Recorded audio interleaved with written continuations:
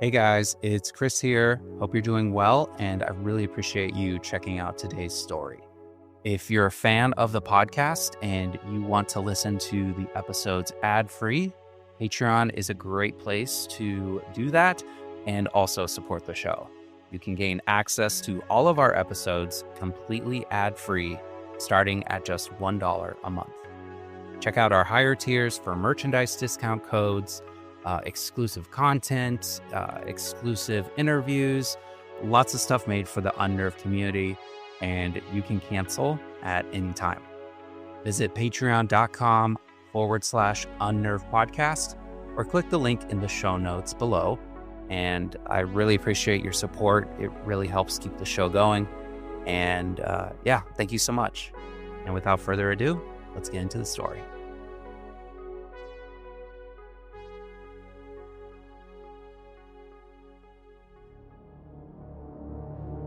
This gigantic elk-looking thing, I made direct eye contact with it, and now my heart's pounding. There's something seriously wrong in these woods.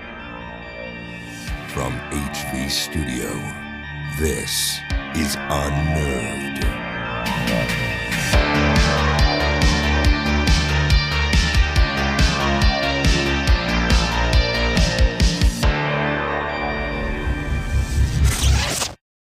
I didn't think the pain from the shingles rash would affect simple, everyday tasks like bathing, getting dressed, or even walking around. I was wrong. Though not everyone at risk will develop it, 99% of people over the age of 50 already have the virus that causes shingles, and it could reactivate at any time. I developed it, and the blistering rash lasted for weeks. Don't learn the hard way, like I did. Talk to your doctor or pharmacist today. Sponsored by GSK. This episode is brought to you by Stouffer's. Here comes three-time juggling champion Natalia Rogers. She's juggling law school, her TA job. Oh, narrowly catches the laundry. What's that fourth ball? Parents unexpectedly showed up at dinner time? Is that too much for Natalia? Not with Stouffer's Chicken Alfredo and its mouth-watering mix of Asiago, Romano, and Parmesan. When you're juggling four things at once and the clock strikes dinner, think Stouffer's. Marvel Television's Wonder Man, an 8-episode series, now streaming on Disney+. A superhero remake, not exactly what we'd expect from an Oscar-winning director. Action! Simon Williams, audition for Wonder Man. I'm gonna need you to sign this, assuming you don't have superpowers. I'll never work again if anyone found out. My lips are sealed. Marvel Television's Wonder Man. All 8 episodes now streaming, only on Disney+.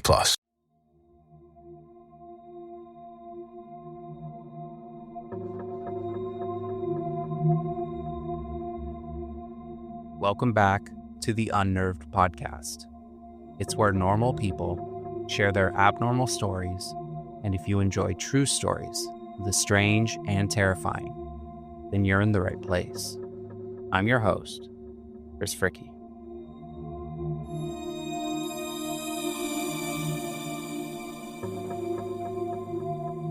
What if something familiar suddenly wasn't familiar at all? What if a creature you've seen 1,000 times suddenly looked much different? Would your mind try to explain it away? In today's story, Evelin and her husband came across something unexpected while hiking in the Great Smoky Mountains National Park. A simple hike quickly became a chilling encounter with a creature that shouldn't exist on this earth. This is her story. My name is Evelin. This took place in the Great Smoky Mountains National Park near the Cherokee side entrance. Me and my husband were on our 1-year wedding anniversary trip, and we decided to kind of do some exploration while we were up there.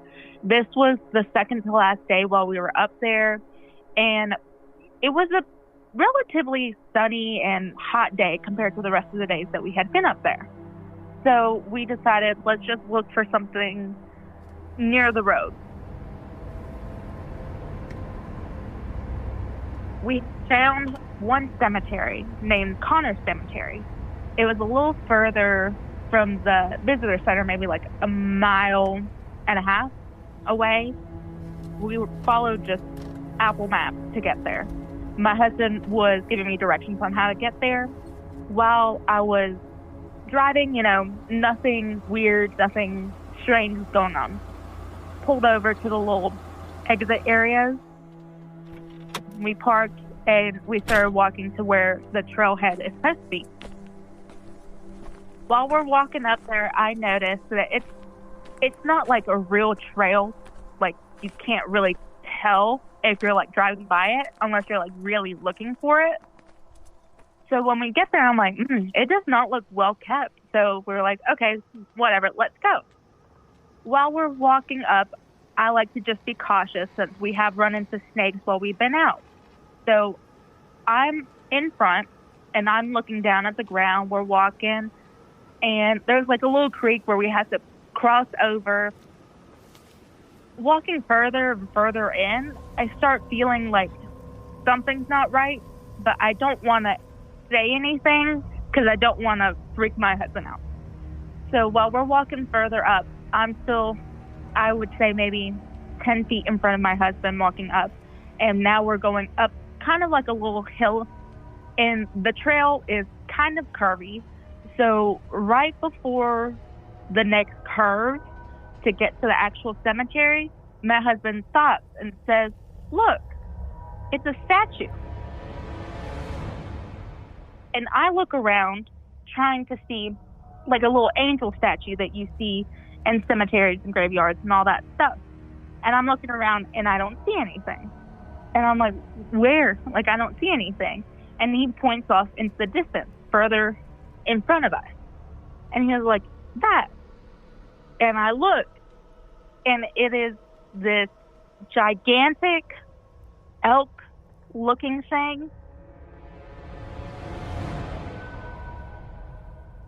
I just was staring at it because I was like, that's such a weird place to have a statue.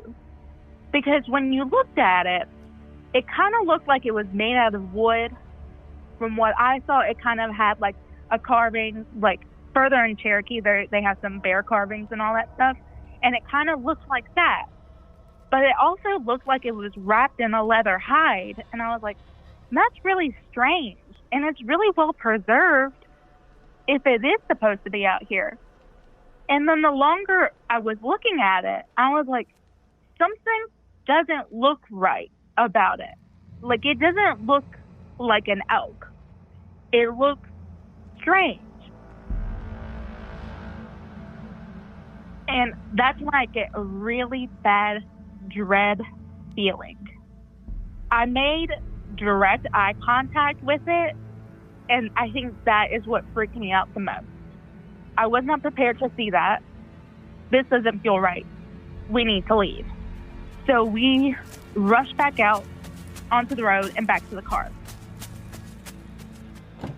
Once we get in the car, I lock the doors just for precaution. And we're sitting there, and I'm like, that's really weird. I mean, does anywhere say that there's a statue up there? And my husband says, well, I'm not sure. We'll have to look. And since there's like no service at all in the national park, we had to drive further out, further towards Cherokee to actually be able to get service to look anything up.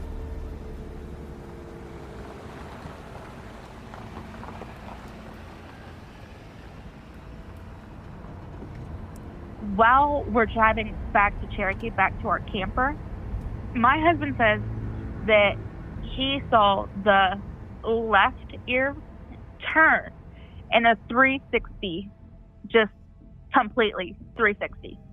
You know how like horses, their ears move a good bit, but this one just total 360.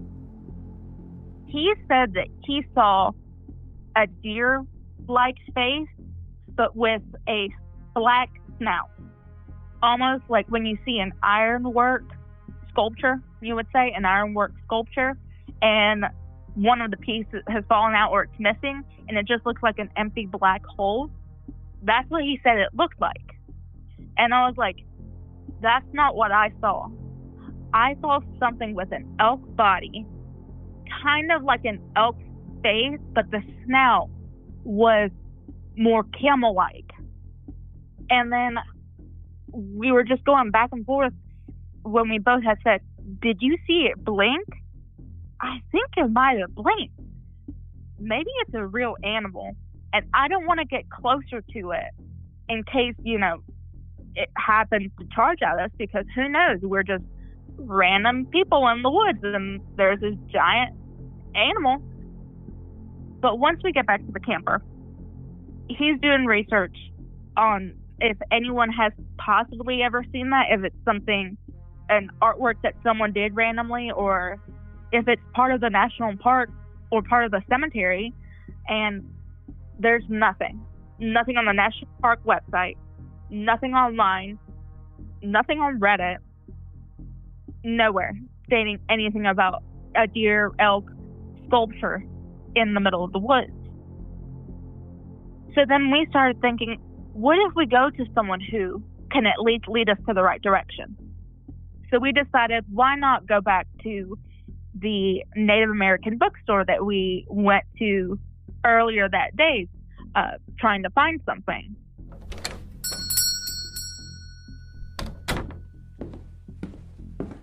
The lady who was the owner, Native American lady, and I walk up to her and I say, this is going to sound a little crazy, but I wanted to know if you know someone that we could talk to about something that we saw in the woods. And she cocks her eyebrow and she says, well, what do you think you saw in the woods? And I start explaining what we saw, and I explained that me and my husband saw two different things, and we just are really confused on if there's a sculpture out there, if it's something recent that they haven't done anything with, or is it something out there. That's when she says she doesn't know. She suggested was for us to go back to the visitor center and see if they know, or if they know anyone who has brought it up before or anything like that. And I said, that's a good idea. I didn't think about that. And she says, but also sometimes the things that you see in the woods only choose for you to be the ones to see it. And that gave me a chill down the spine. That just pushed me over the edge. I was already freaked out about it as is, but her saying that just freaked me out even more. So we thank her, we say our goodbyes, and we go back to our camper. We're sitting out on the porch, and we're trying to do some research. While my husband's doing some research trying to find any legends or anything like that, I decided to go ahead and type up what happened onto Reddit and see if I can get any answers from anyone on there.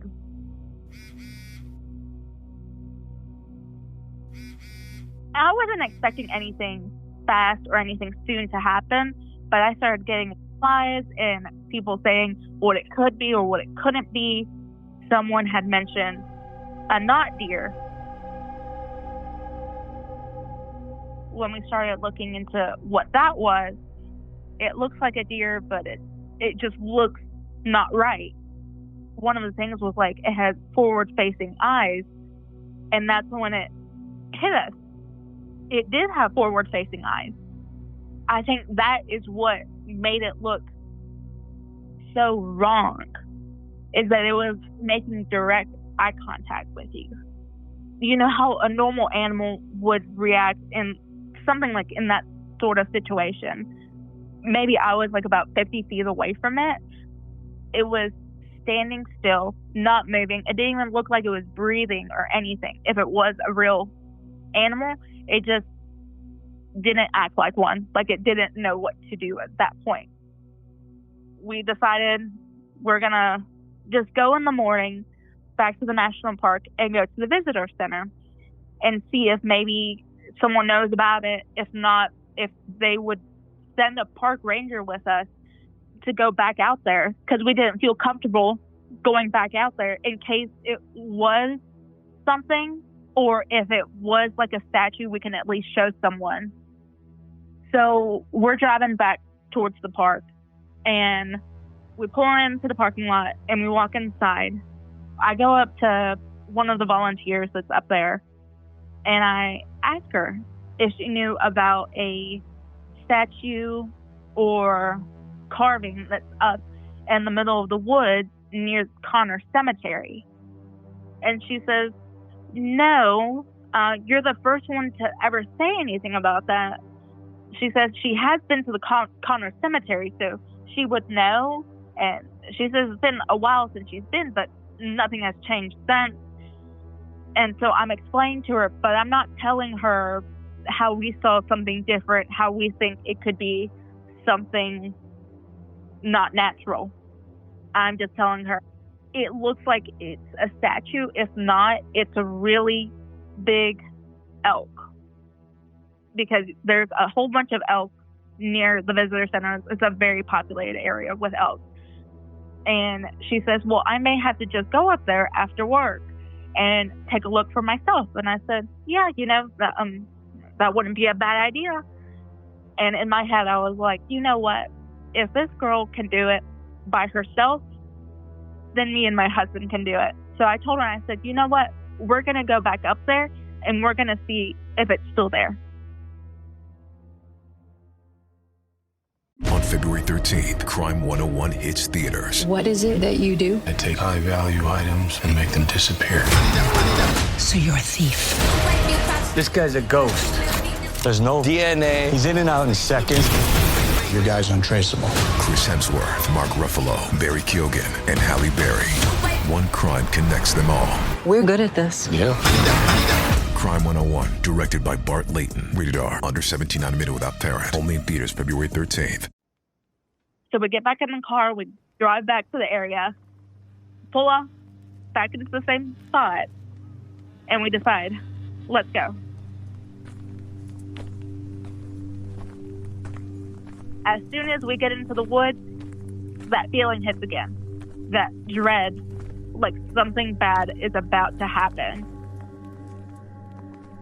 Instead of looking down at the ground or anything like that, I'm looking straight up the path, constantly up. I'm not looking anywhere else. I'm looking directly at the path, nowhere else. And we're passing over the creek again.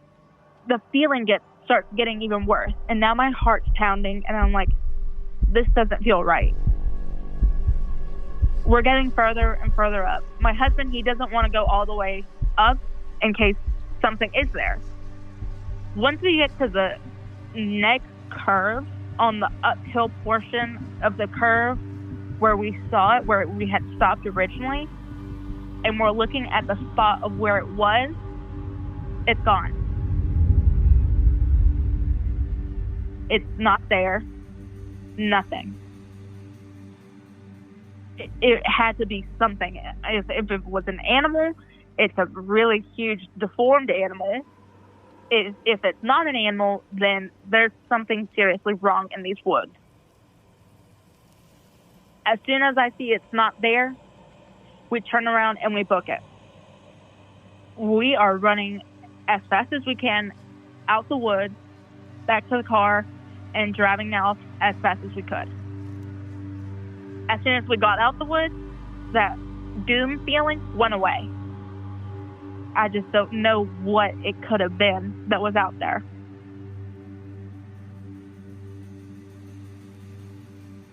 We go back to the visitor center to give the girl like an update. We tell her we went back, it was gone. It was not there in the area that it was. I had taken a picture of the area and I had showed her exactly where it was when we had gone up there the first time. And she was like, oh, that's really interesting. I wonder what it was. Maybe it could have been just like a really big bull elk and, just trying to, calm us down, I guess. And we were like, yeah, maybe it was that. And as we're saying goodbyes and leaving, I have my back turned. We're walking out the door and she says, well, at least now it's not something creepy that's following you. I just thought to myself, why would you say that? Just general, like, I just don't think that's not a pleasant thing to say to someone. But in that moment, it freaked me out even more, and I just started telling her, yeah, no, I really hope not. And we just get out of there and start heading back to our camper. On the way back to the camper is that Native American bookstore. The lady, she wanted us to give her an update. She wanted to know what we found out, if we found out anything, if we decided to go back. So we go to the bookstore, and we walk in, and she immediately asks, so what'd you find out? And so I tell her, we decided to go back. There is nothing there. And she says, oh, really? And we just explain everything to her about going to the visitor center and all that. And she says, it probably was something in the woods. There's a lot of mysterious things out there that you can't really explain about these woods. And it just, like, it put me off. And it just freaked me out even more. And she was like, well, you know, at least you have an answer as to what it was or what it wasn't really, or that it's not there. We tell her, okay, well, you know, this is our last day here, so we're just going to hurry up and pack all of our things up and get out of here as fast as we can. And she says, you know, when y'all come back, you know, come and visit and all this and that. We leave, we say bye and all that. We head back to our camper, and we're just, me and my husband were talking about it. We're just like, from everything that we saw on Reddit and what people were saying, it was just surreal. Thinking about everything that it could have been and what we were kind of hoping it was. Originally, we were just hoping it was just a really weird statue, and then it would be no big deal. Oh, like, great. It's nothing creepy. But knowing that we went back out there, it wasn't there, no tracks, no nothing, like it, as if it was a real animal or anything. And we're just at a loss as to what it could have been. You know, we grew up in the South. We've seen a lot of deers. We know what deers look like. We know what CWD looks like. And it did not look anything like that. Even then, if it was that, there's no reason why it would have doubled in size, because it was about 2 elks, like width-wise, and then maybe 2.5 elks stacked up on top of each other height-wise. And then he actually saw something that was thinner, still tall, but not as wide as what I saw. So not understanding why we both saw 2 different things. So if it was a mind trick, if it was, who knows, if we were just seeing things at that point. And now I'm just kind of at a point where I don't know if I really want to go back to the national park and do all the adventuring and finding all this abandoned stuff and hiking in the woods without knowing what's out there.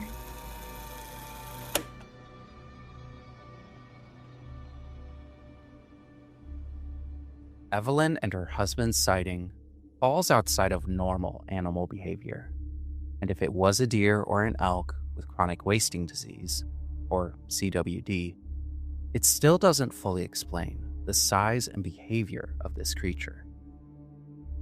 As Evelin mentioned, one of the explanations could possibly be what modern lore calls a knot deer. Born from eyewitness encounters deep in the mountains of the eastern United States, the knot deer looks like a normal deer, until it doesn't.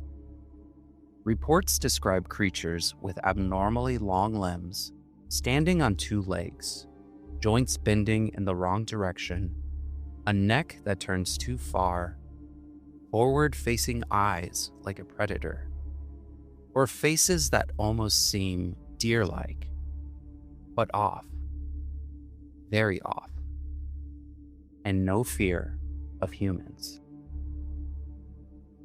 I wasn't able to find similar reports near Connors Cemetery, but for decades, strange deer and elk encounters have quietly circulated among hikers, hunters, and locals in the Appalachian region.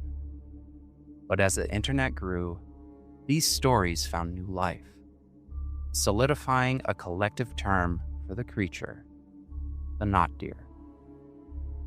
Despite its recent popularity, the idea has deep roots and regional beliefs.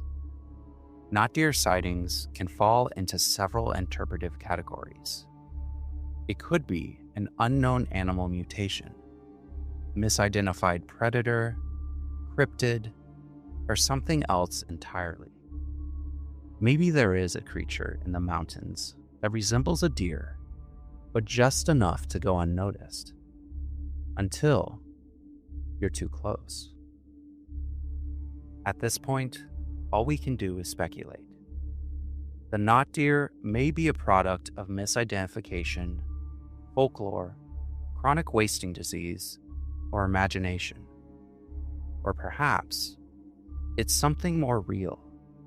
A creature hiding in plain sight, wearing the shape of something we've learned to ignore. Until more sightings come forward, the not deer remains a chilling reminder that even the most familiar parts of nature can hold secrets we're not prepared to understand.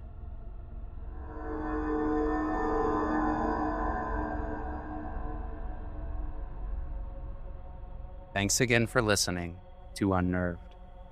If you enjoyed this episode, please share it with your friends and leave a review wherever you get your podcast. And if you guys want to see photos related to each episode, be sure to follow our Instagram at unnervedpodcast. And for ad-free episodes and bonus content, visit patreon.com/unnervedpodcast. And until next time, take care.